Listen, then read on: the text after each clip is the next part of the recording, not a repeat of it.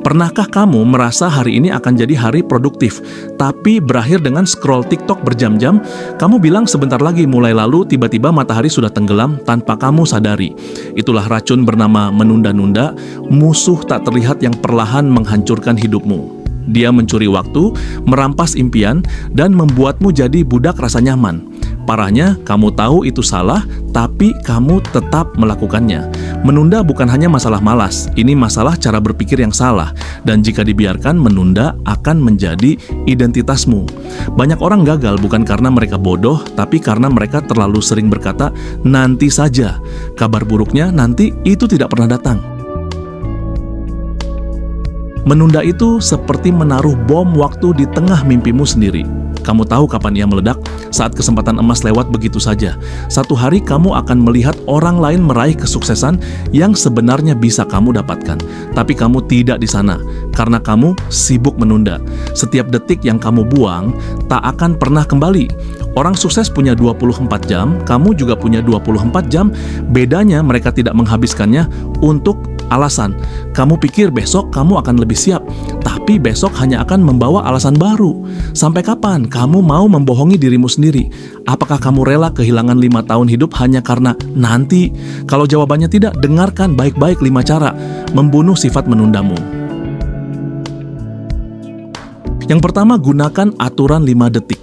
Setiap kali pikiranmu berkata, mulainya nanti saja, hitung mundur dari 5 sampai 1. Lalu bergerak tanpa pikir panjang. Kenapa? Karena otakmu akan mencari alasan untuk tidak memulai jika kamu memberinya waktu.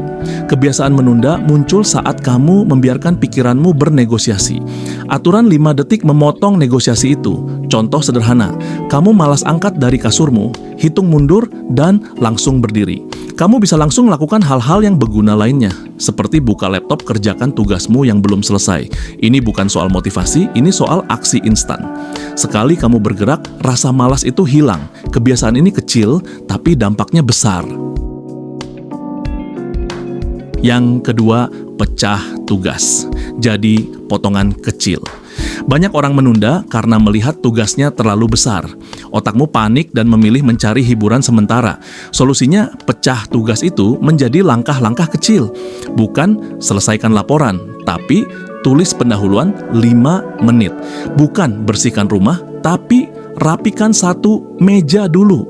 Kecilkan beban di pikiranmu, maka langkah pertama jadi ringan. Setiap langkah kecil memberi rasa pencapaian yang membuatmu ingin melanjutkan. Jangan tunggu mood, tunggu langkah pertama, karena mood sering datang setelah kamu mulai, bukan sebelum.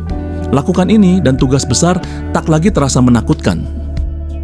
Ketiga, gunakan efek deadline palsu. Kamu mungkin berpikir deadline membuat stres, tapi sebenarnya dia juga membuatmu fokus. Buatlah deadline sendiri yang lebih cepat dari tenggat asli. Misalnya, tugas selesai Jumat, targetkan selesai Rabu. Triknya, beri konsekuensi kalau kamu gagal. Entah itu membayar denda kecil ke teman atau menghapus waktu hiburan. Otakmu akan terlatih untuk bergerak sebelum waktunya habis. Dengan deadline palsu, kamu memindahkan fokus dari rasa malas ke rasa urgensi. Dan urgensi adalah musuh alami dari menunda. Lakukan ini berulang dan tubuhmu akan terbiasa bergerak lebih cepat. Lama-lama menunda jadi kebiasaan yang terasa aneh bagimu. Selanjutnya yang keempat, hapus sumber distraksi. Menunda sering lahir dari godaan kecil di sekitarmu, HP yang terus berdering, notifikasi media sosial, atau TV yang menyala. Kalau kamu serius mau berhenti menunda, kamu harus memutus sumber godaan itu. Matikan notifikasi, letakkan HP di ruangan lain, atau gunakan aplikasi pemblokir. Bersihkan meja kerja dari barang yang tidak perlu. Buat ruangmu hanya punya 2 pilihan, kerja atau diam. Semakin sedikit pilihan untuk terdistraksi, semakin mudah fokus. Menunda bukan hanya soal waktu, tapi soal lingkungan yang memancingnya. Lingkungan yang benar akan membuat produktivitas terjadi secara alami. Jadi ubah ruangmu jadi zona bebas menunda. Cara terakhir adalah bayangkan konsekuensi terburuknya. Kadang kita menunda karena tidak sadar dampak buruknya. Coba pikirkan, apa yang akan hilang kalau kamu terus menunda? Mungkin itu kesempatan promosi, peluang bisnis, atau hubungan baik. Bayangkan 1 tahun ke depan, hidupmu tidak berubah karena kamu terus berkata, nanti. Biarkan rasa takut itu mendorongmu bergerak. Bukan takut yang membuat lumpuh, tapi takut yang membuat bertindak. Visualisasi ini membuat otakmu sadar bahwa menunda punya harga mahal, harga yang kadang tidak bisa dibayar lagi. Semakin jelas konsekuensinya, semakin sulit kamu untuk menunda. Karena kamu tahu, diam berarti kehilangan. Menghilangkan kebiasaan menunda adalah perjalanan panjang. Kalau kamu tidak memberi penghargaan pada dirimu, kamu akan lelah di tengah jalan. Setiap kali berhasil melawan rasa malas, beri dirimu hadiah kecil.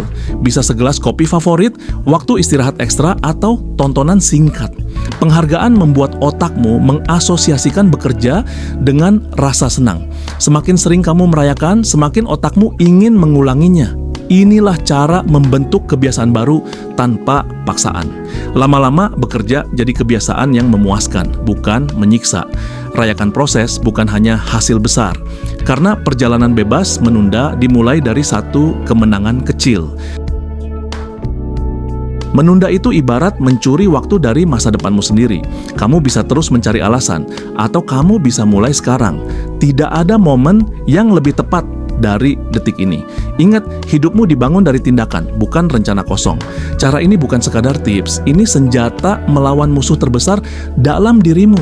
Tapi senjata hanya berguna kalau kamu menggunakannya. Kamu mau menunggu lagi atau mau mengubah hidupmu mulai hari ini? Karena satu-satunya hal yang memisahkan impian dan kenyataan adalah tindakan. Dan tindakan itu dimulai sekarang.